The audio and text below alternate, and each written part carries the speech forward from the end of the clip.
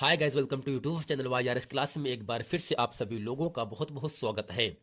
तो दोस्तों, set number 4 2020 824 NM code में खंड खा के प्रश्न नंबर 8 और दोस्तों प्रश्न नंबर 8 में जितने भी अथवे के प्रश्न हैं, इसके पहले के वीडियो में मैंने अच्छे तरीके से आप लोगों को बता दिया था। यदि आपने अभी तक वो वीडियो नहीं देखे हैं तो नीचे डिस्क्रिप्शन में लिंक दिया है, वहां आप उस वीडियो को देख सकते हैं।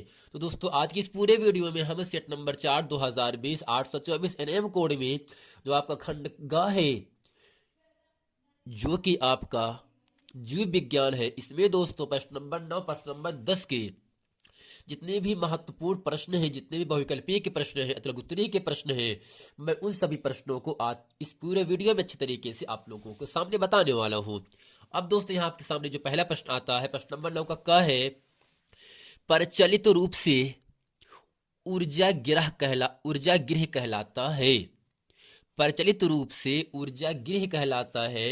ऑप्शन दोस्तों पहला है यहाँ से क्लोरोप्लास्ट है, दूसरा है राइबोसोम्स है, तीसरा है माइटोकॉन्ड्रिया है, चौथा है लाइसोसोम्स है। तो दोस्तों, आपको ये बताना चाहते हैं प्रचलित रूप से ऊर्जा गृह कहलाता है इन चारों ऑप्शन में ऑप्शन नंबर आपका तीसरा सही है, माइटोकॉन्ड्रिया अर्थात प्रचलित रूप से ऊर्जा गृह माइटोकॉन्ड्रिया कहलाता है, जो कि दोस्तों ऑप्शन नंबर आपका तीसरा सही है। अब दोस्तों, यहां से आपका प्रश्न नंबर खा कह रहा है लौका, मानव वृक्क का कार्य होता है, अर्थात दोस्तों जो वृक्क होता है, वृक्क का मतलब किडनी होता है, गुर्दा होता है, यानी मनुष्य के अंदर जो वृक्क पाया जाता है उसका कार्य क्या होता है, उसका काम क्या होता है। ऑप्शन पहला है श्वसन, दूसरा है प्रोटीन संश्लेषण, तीसरा है हार्मोन संश्लेषण, चौथा है उत्सर्जन अर्थात शरीर के द्वारा वज्र पदार्थों को बाहर निकालना ही उत्सर्जन कहलाता है। जैसे दोस्तों हम मल का त्याग करते हैं या जो पसीना होता है वो दोस्तों शरीर से बाहर निकलता है, यही सब दोस्तों क्या होगा, आपको उत्सर्जन होता है।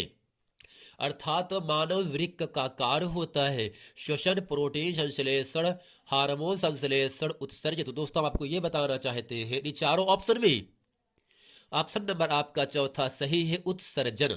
अर्थात मानव वृक्क का कार्य क्या होता है दोस्तों, उत्सर्जन होता है, जो कि इसमें इन चारों ऑप्शन में ऑप्शन नंबर आपका चौथा सही है।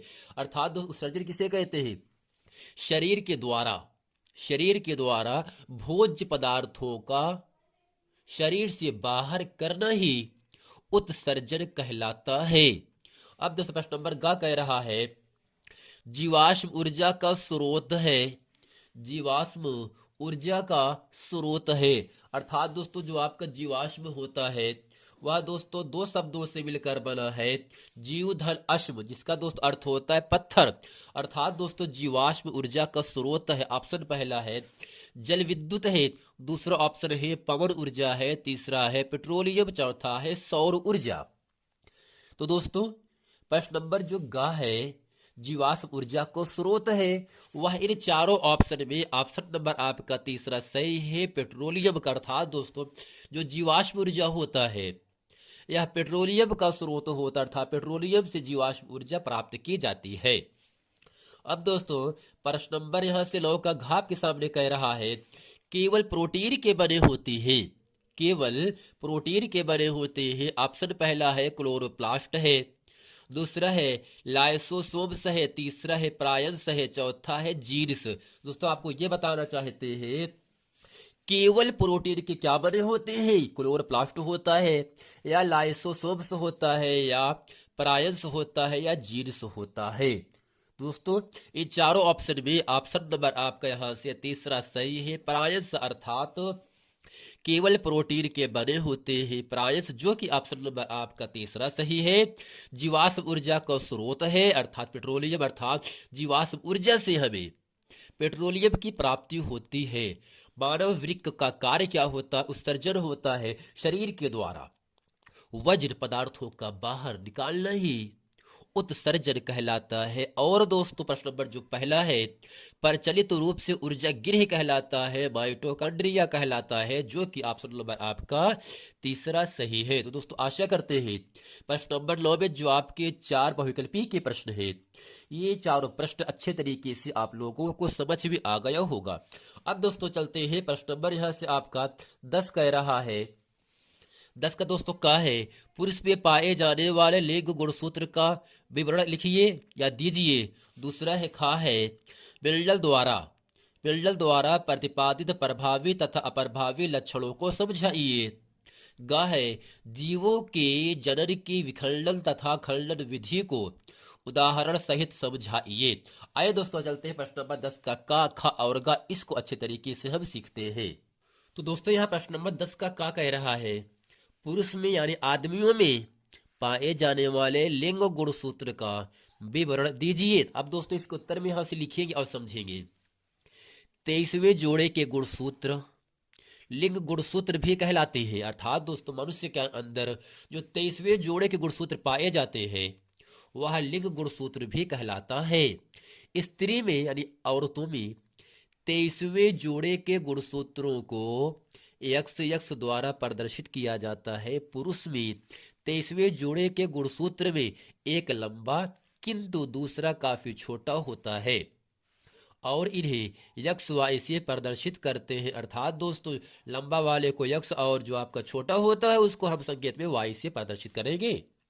अतः वे गुणसूत्र जो संतति में लिंग का निर्धारण करते हैं लिंग गुणसूत्र कहलाते हैं।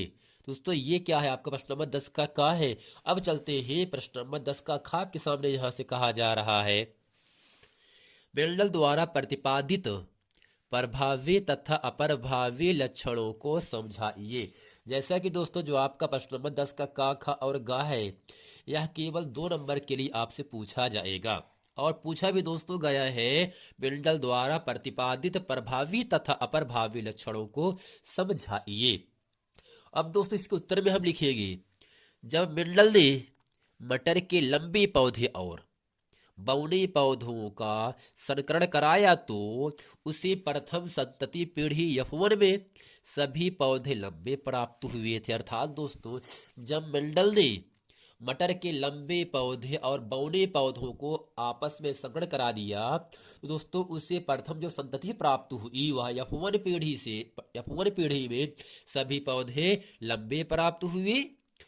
अतः मेंडल ने लंबे पौधों के लक्षण को प्रभावी और जो दोस्तों आपका बौना पौधा होगा उसको दोस्तों अप्रभावी कहा। अर्थात उसको कहने का मतलब ये हुआ, जब मेंडल ने मटर के लंबे पौधे और बौने पौधे का संकरण कराया तो प्रथम संतति में पीढ़ी F1 में सभी पौधे लंबे प्राप्त हुए थे। और दोस्तों इसे मेंडल ने लंबे पौधों को प्रभावी लक्षण और जो बौने पौधे हैं छोटे पौधे हैं उनको अप्रभावी लक्षण का नाम दिया। तो दोस्तों आशा करते हैं प्रश्न नंबर 10 का खा इससे अच्छे तरीके से आप लोगों को समझ में आ गया होगा। अब दोस्तों प्रश्न नंबर 10 का गा के सामने यहां से कहा जा रहा है, जीवों के जनन की विखंडन तथा खंडन विधि को उदाहरण सहित समझाइए। अब दोस्तों इसके उत्तर में हम हेडिंग करके यहां से लिखेंगे विखंडन विधि।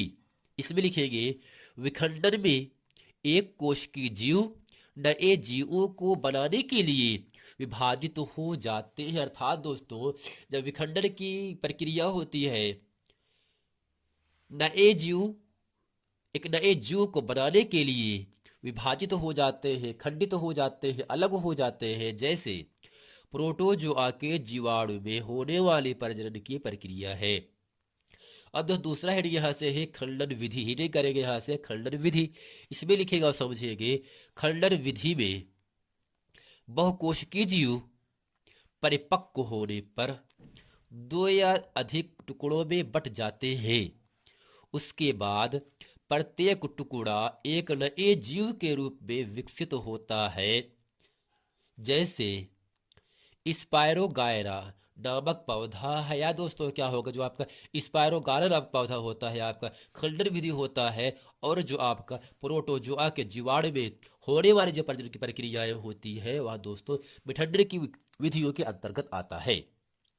तो दोस्तों आशा करते हैं प्रश्न नंबर 9 का चारों बहुविकल्पी प्रश्न और प्रश्न नंबर 10 का खंड का, खंड खा और खंड गा ये अच्छे तरीके से आप लोगों को समझ में आ गया होगा। अगर दोस्तों ये पूरा वीडियो आप लोगों को समझ में आ गया है तो दोस्तों वीडियो को लाइक, सब्सक्राइब और शेयर जरूर कर दें, ताकि इसी तरह के नेक्स्ट वीडियो आप लोगों तक आसानी से पहुंचता रहे।